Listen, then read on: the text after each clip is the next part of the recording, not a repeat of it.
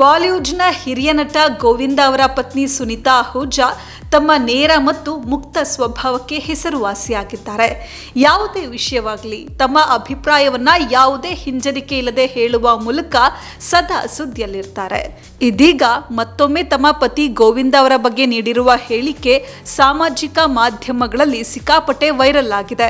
ಇತ್ತೀಚೆಗೆ ನೀಡಿದ ಸಂದರ್ಶನದಲ್ಲಿ ಸುನಿತಾ ಆಹುಜಾ ತಮ್ಮ ವೈಯಕ್ತಿಕ ಜೀವನ, ಕುಟುಂಬ ಹಾಗೂ ಪತಿ ಗೋವಿಂದ ಅವರ ಬಗ್ಗೆ ಹಲವು ವಿಷಯಗಳನ್ನ ಹಂಚಿಕೊಂಡಿದ್ದಾರೆ. ಈ ವೇಳೆ ಗೋವಿಂದ ಅವರ ಯೌವನದ ದಿನಗಳನ್ನ ನೆನಪಿಸಿಕೊಂಡ ಅವರು, ಆ ಕಾಲದಲ್ಲಿ ಗೋವಿಂದ ತುಂಬಾ ಹ್ಯಾಂಡ್ಸಮ್ ಆಗಿ ಕಾಣ್ತಾ ಇದ್ರು ಅಂತ ಹೇಳಿದ್ದಾರೆ. ಹೇರ್ ಪ್ಯಾಚ್, ಹೇರ್ ಟ್ರಾನ್ಸ್ಪ್ಲಾಂಟ್ ಸಾಮಾನ್ಯವಾಗಿದ್ದು ಇದನ್ನ ಮುಚ್ಚಿಡುವ ಅಗತ್ಯ ಇಲ್ಲ ಅಂತ ಹೇಳಿದ್ದಾರೆ.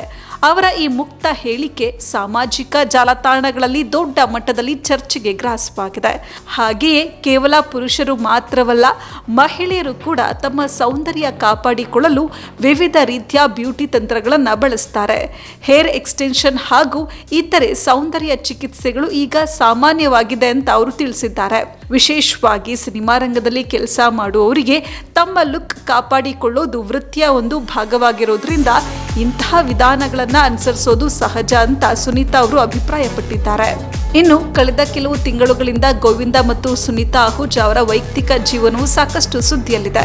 ಸಾಮಾಜಿಕ ಜಾಲತಾಣಗಳಲ್ಲಿ ಅವರ ದಾಂಪತ್ಯ ಜೀವನದ ಬಗ್ಗೆ ಹಲವು ಊಹಾಪೋಹಗಳು ಹರಿದಾಡಿದ್ವು. ಕೆಲ ವರದಿಗಳಲ್ಲಿ ವಿಚ್ಛೇದನ ವದಂತಿಗಳು ಕೇಳಿ ಬಂದಿದ್ವು.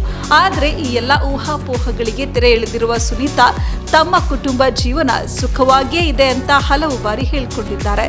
ಜೊತೆಗೆ ಇಬ್ಬರ ನಡುವೆ ಯಾವುದೇ ಸಮಸ್ಯೆಗಳಿಲ್ಲ ಎಂಬುದನ್ನು ಸ್ಪಷ್ಟಪಡಿಸಿದ್ದಾರೆ.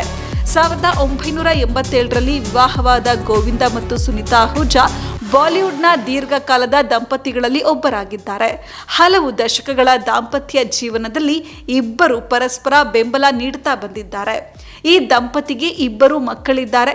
ಮಗಳು ನರ್ಮದಾ ಆಹುಜಾ ಸಿನಿಮಾ ರಂಗದಲ್ಲಿ ತಮ್ಮದೇ ಆದ ಗುರುತನ್ನ ಮೂಡಿಸಿಕೊಳ್ಳಲು ಪ್ರಯತ್ನಿಸ್ತಾ ಇದ್ದು, ಮಗ ಯಶವರ್ಧನ್ ಆಹುಜಾ ಕೂಡ ಶೀಘ್ರದಲ್ಲೇ ಬಾಲಿವುಡ್ಗೆ ಪಾದಾರ್ಪಣೆ ಮಾಡುವ ನಿರೀಕ್ಷೆಯಲ್ಲಿದ್ದಾರೆ.